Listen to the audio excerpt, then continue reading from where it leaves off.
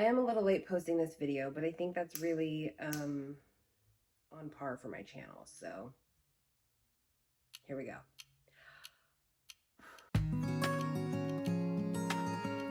I gotta take a bite before we start. Oh man. Delicious. Hi friends, welcome back to my channel, or welcome if you are new. For today's video, I'm just gonna be talking to you. In February, I hit my 1-year anniversary on YouTube. Kind of, sort of. Well, pretty much. So let me tell you what I mean. So I technically started on YouTube back in 2018. 5 years ago, I posted my first YouTube video. It was a plan with me video. And I thought that that is what I was going to do, was post plan with me videos and crafting content and all of that stuff. But it just didn't speak to me. It wasn't what I wanted to do. I found that it was hard for me to stick with creating that content. I find that for me, crafting, as much as I love scrapbooking and memory keeping, my participation in it really ebbs and flows. Keeping up with a posting schedule, doing that sort of content it just didn't work. So I didn't post content for a really long time. And then 3 years ago, I did a vlog about our little honeymoon that we went on. And I mostly just did that for us. I wanted to do a wedding video as well, but I never got around to it. So that was really just something that I did for us to have as a memory. And then a year ago, we got our own place, this apartment. Well, technically, we got it about a year and a few months ago, but a year ago, we got our first place. And I was so excited to finally have our own space that I could decorate and organize and really make our own. So I knew that I was going to be doing a ton of stuff in here, a lot of DIYs and building things, and I wanted to share that. I've always enjoyed watching home content. I watch McKenna Lee, Alexandra Gator, Tina Lay, a lot of home content YouTubers, and sharing that content just really spoke to me. I love organizing, and I love sharing that with other people and helping them get their lives organized. Home decor and home projects just kind of flowed right into that, because there's only so much organizing that I can do in one space. So here we are. I posted my first video in the home content genre on February 7th, 2023. And now I am 18 videos into my channel and a little over a year later. So I wanted to do a video about my time doing YouTube videos, what I've learned, and tell you a little bit about my numbers, being more of a casual, very much not full-time YouTuber, because I don't really feel like that's talked about a lot. I feel like you see a lot of videos talking about numbers from YouTubers, and they're typically full-time YouTubers, or they are working towards making their YouTube a full-time gig, and that is not why I started this YouTube channel. I don't really ever expect to make this full-time for me. I am way too scared to put all of our financial success on me being consistent and having a schedule of uploading videos. That's too much pressure for me. I don't want that to be my life. So with those things in mind, let's talk a little bit about my numbers.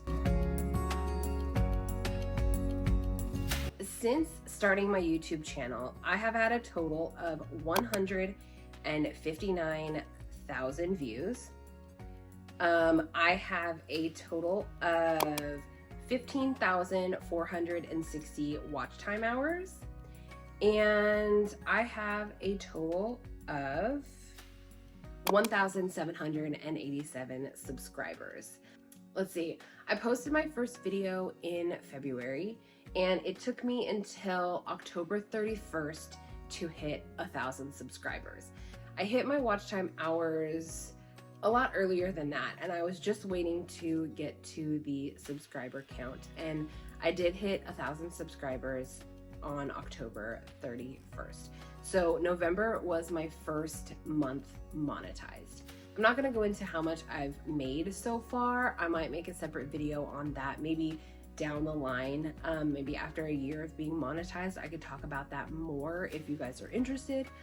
I will say that my paychecks so far from YouTube have all been around $200. So nothing super crazy, but also a fairly decent amount of money for my first few paychecks. I got really lucky with some YouTube video or some videos that I posted, and I say lucky because I feel like as much skill and as much effort and as much research that we might put into making these videos and doing the SEO and all of that, I do think that a lot of it comes down to luck. And because I'm a crafter and all of that stuff, I have a lot of craft supplies. I love craft supplies. It's one of my favorite things to buy and collect and use.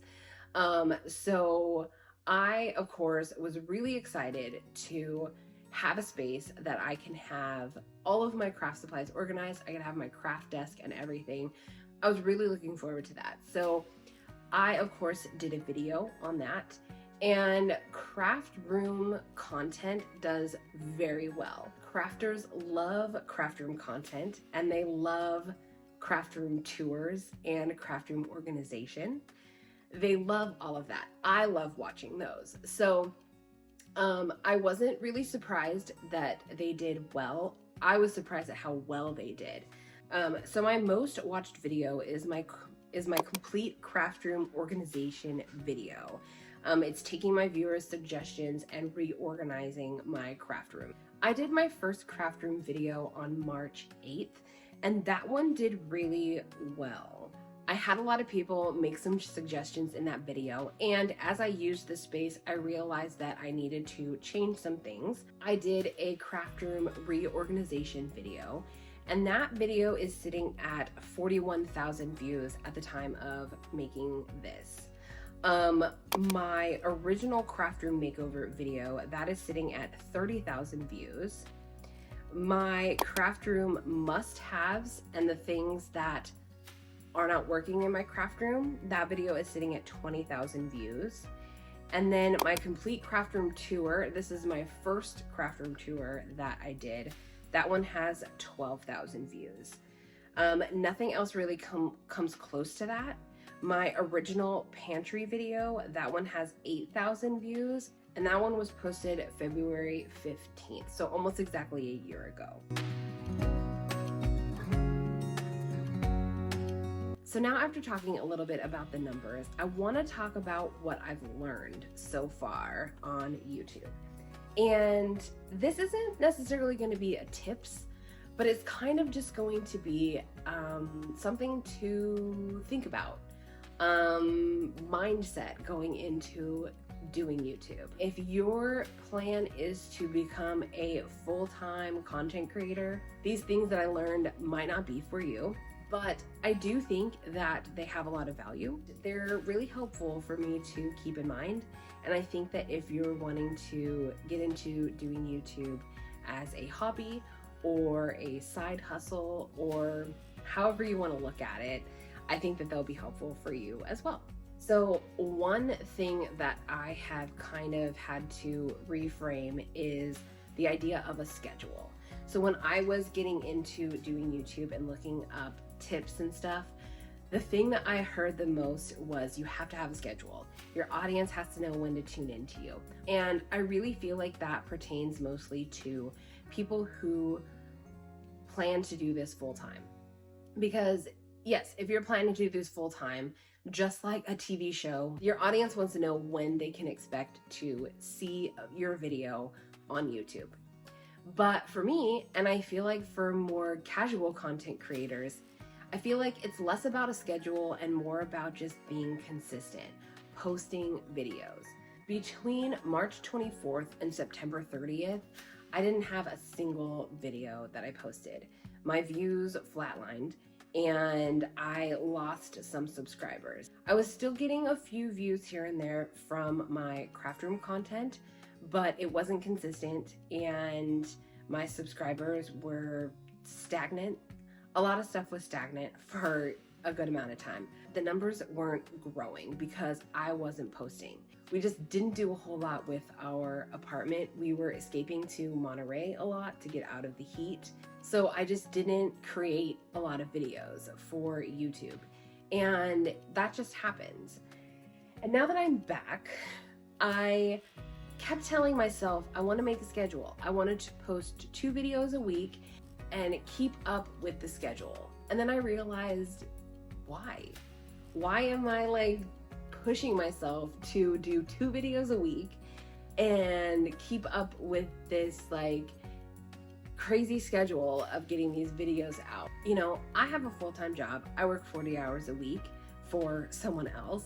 So I don't know why I was trying to push myself to do 2 videos a week. I think that part of that came from all of these other YouTubers that I was watching saying that like, you know, getting 2 videos out a week is a good idea because then you've got a lot of content coming out. You can really amp up your views and your subscriber count and all of that stuff. And I really focused on that. And it just really led to this feeling of failing and burning out before I had even tried anything.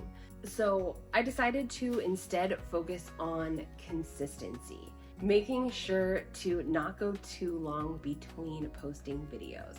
I'm now at the point where if I can get a video out every 2 weeks, I'll be happy with that. Since doing that, it's really helped me to have less pressure on doing this whole YouTube thing and be able to really focus on the content that I am creating. Also, when it comes to all this home stuff, it costs money. And I'm not making enough doing YouTube to be able to fund these projects that I want to do. And we have rent that we have to pay, we have bills that we have to cover with our salaries that we get from our jobs. So we don't have a ton of extra money that we can put into these projects right now. So spreading them out has really helped me to focus more on what I want to do and put a little less pressure on myself and feel like I'm failing less. Another thing that I've learned is to just make content that brings me joy, and to experiment and not stress over a niche. And yeah, a lot of my content revolves around home stuff, but you know, doing this video, and I've done a few vlogs here and there, I really just want to focus on videos that I enjoy making and that I would enjoy watching. And I feel like the audience will come. I hope that they will see my authenticity and that they will enjoy watching me and that they will just naturally come. I do know that niches are really important in the YouTube world and in the social media world in general, but I get really bored doing the same thing over and over again. And I feel like a lot of people fall into that, you know, like thinking about having to do videos on the same thing for months and months and years on end. And I just feel like I don't have the time and energy to have multiple channels for all of my interests. So I'd rather just make a video with something that brings me joy and share it with all of you. And if it doesn't land, it doesn't land. And if it lands, then fantastic. We have found our people. That's kind of where I'm at with my content right now. A lot of it is going to always be home and organization content, but I love the idea of making vlogs when we do something interesting, which honestly isn't that often because we're pretty boring people. But you know, we do like to travel. We go to Disneyland, we do this and that. We're hoping to go to the Eras Tour this year. Please, please, please. I love the idea of bringing all of you along with us on any adventures that we might have. So yeah, I think that that's something to keep in mind with YouTube, especially early on in your channel. Don't worry about, hyper focusing on a niche. I feel like just make the content that you want to make and find out what works. It's very rare that you're going to go viral and get, tens of thousands of views or hundreds of thousands of views when you first put yourself out there. So have fun with it and make content about stuff that you enjoy. And eventually one of those things will hit with both you and your audience, and you'll have your channel. Another thing that I have been keeping in mind is that you'll learn as you go. You'll learn about camera positioning and lighting and scripting and storyboarding and all of that stuff as you make videos. So don't be afraid to make a video and have it fail or have it be terrible. Just put it out there and whatever comes will come. You'll learn as you go. As you watch your old videos and watch other creators, you'll kind of see what works and what doesn't work, what is captivating and what is kind of boring. And you'll start to just subconsciously pick up on those things and fold them into your videos as you go along. I still am just filming on my iPhone, which works really well for me most of the time. Occasionally, I wish that I had a camera, but I've just been filming on my iPhone and it works. I already had it. So, that whole saying of anyone who has an iPhone can make a YouTube video is true. You can. You can make a YouTube video with just an iPhone. Along those same lines is, it's okay if your editing is simple. A lot of big YouTubers have like cool editing effects and, things that move around and roll in and like all kinds of stuff. And when I'm editing, I keep it as simple as possible because editing is not the most fun part of making these videos for me. So I try to keep it as simple as possible because if it's not simple, I won't do it. And that's just the truth of it. So if you are trying to think of all of these cool things to put in your video as you're editing, but it's like freaking you out or making you nervous or you don't know how to do it, so you end up not doing it, then that's just hurting you in the long run. So just keep it simple and just make your videos and put them out there.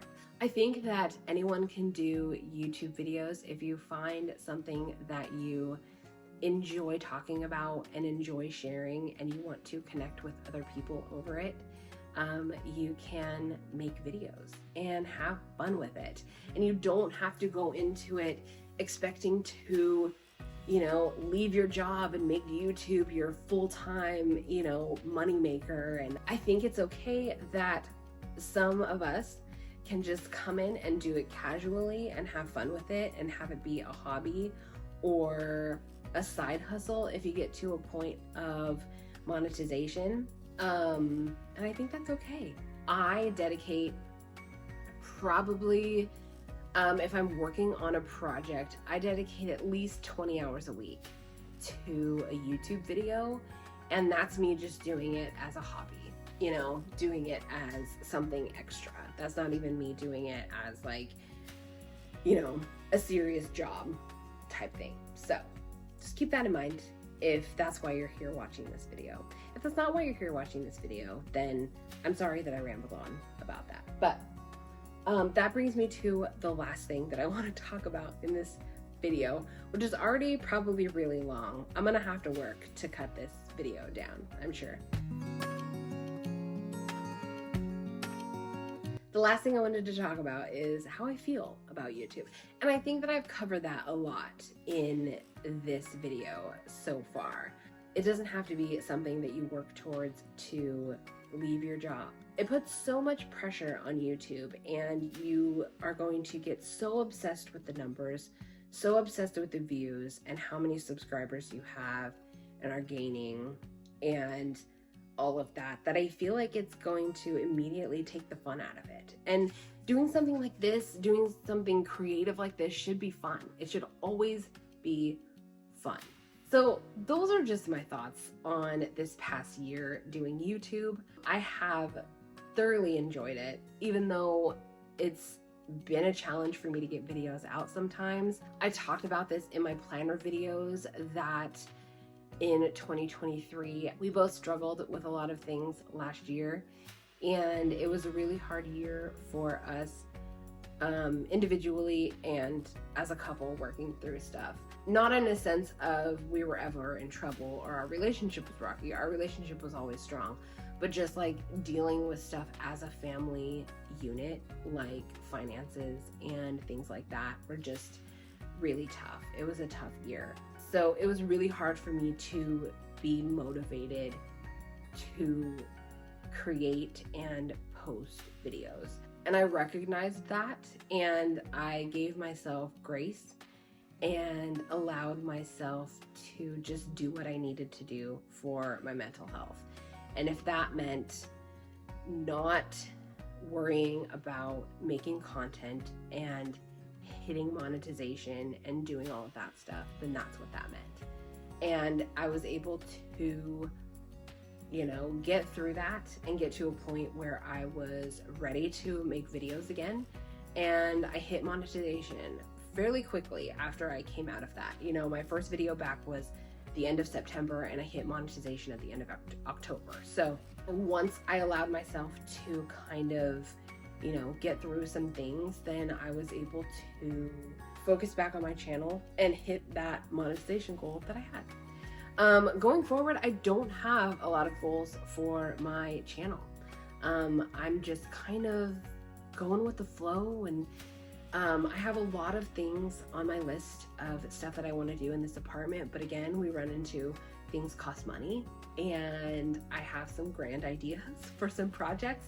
It's just about finding the time and the finances to do it. But in the meantime, I have some cleaning and decluttering projects that I need to do. And so that's probably going to be some content for a bit, just kind of clearing our space and helping to ease some of that anxiety. So that was a very long video with a lot of talking. If you made it all the way through, then I thank you so much from the bottom of my heart for listening to my rambling. There aren't very many people who will listen to me ramble for this long. It's like my husband and my mom. Like, that's about it, really. Even my friends are like, okay, you're talking too much, Kristen. You need to tone it down. But if you listen to it, then, you're in my close circle now. That's just how it is. So thank you so much for watching. Thank you so much for being here. If you are subscribed, if you have been here from the beginning of my channel, well, if you have been here from a year ago, I thank you so much for being a subscriber, being a friend, for being here on my channel. Here's to another year. I'll see you guys in the next one.